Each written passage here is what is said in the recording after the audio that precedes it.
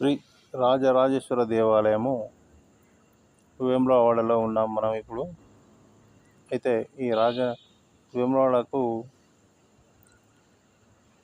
వేములవాడ గురించి మొత్తం కూడా మీకు పూర్తిగా చెప్పడం జరుగుతుంది. మీరు ఎక్కడ కూడా స్కిప్ చేయకుండా చూడండి, లాస్ట్ వరకు, చివరి వరకు చూస్తేనే మీకు వేములవాడ చరిత్ర అనేది మీకు అర్థమవుతుంది. ఇలా కొన్ని ముఖ్యమైన పాయింట్లు అనేవి మీకు చెప్పడం జరుగుతుంది. సరే, ఇక మనం మ్యాటర్లోకి వచ్చేద్దాం. వేములవాడ అనేది మన తెలంగాణ రాష్ట్రంలోనే రాజన్న సిరిసిల్ల జిల్లాకు సంబంధించినది. వేములవాడ మండలానికి చెందిన ఇది పురపాలక శాఖ సంఘం పట్టణ పరిపాలన నిర్వహిస్తున్నారు. ఈ పురపాలక సంఘం నిర్వహిస్తుంది. 2016 అక్టోబర్ 11న,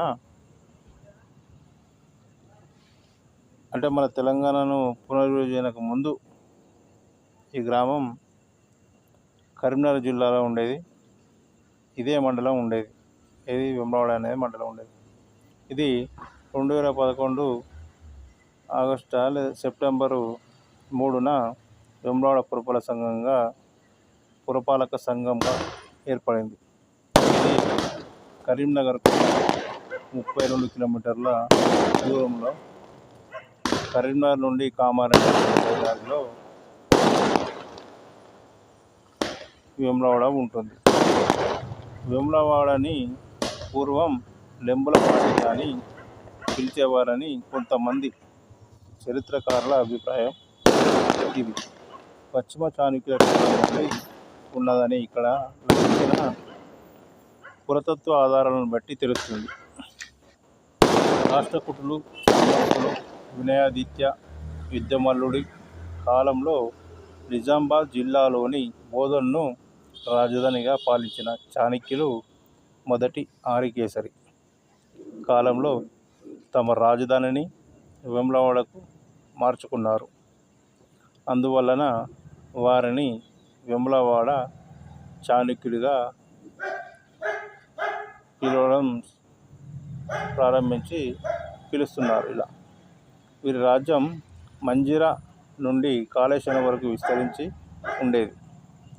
మరి దీనిని సంపదాలక్ష దేశం అని పిలిచేవారు. అంటే 1,25,000 బంగారు నాణాల ఆదాయం వచ్చే దేశం అని దాని అర్థం. మొదటి ఆరికేసరి మానవుడైన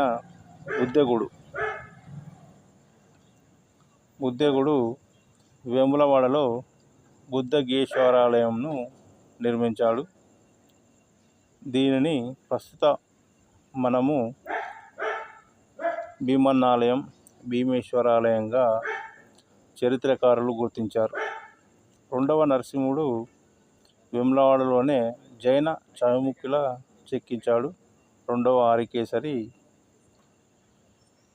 వేయించిన వేములవాడ సంస్కృతి శాస్త్రాల ప్రకారం అతని రాష్ట్రకూట రాజైన 4వ గోవిందుని ఓడించి సింహాసనంపై అతని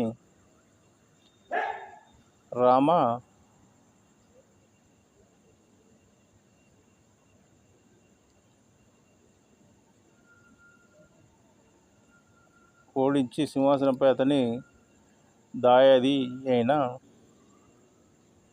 బద్దెగను కూర్చోబెట్టాడు. ఇతను బోధనలో తన పేరుతో ఆరికేసరి జనాలయాన్ని మరియు వేములవాడలో ఆదిత్య గృహాన్ని నిర్మించాడు. రెండవ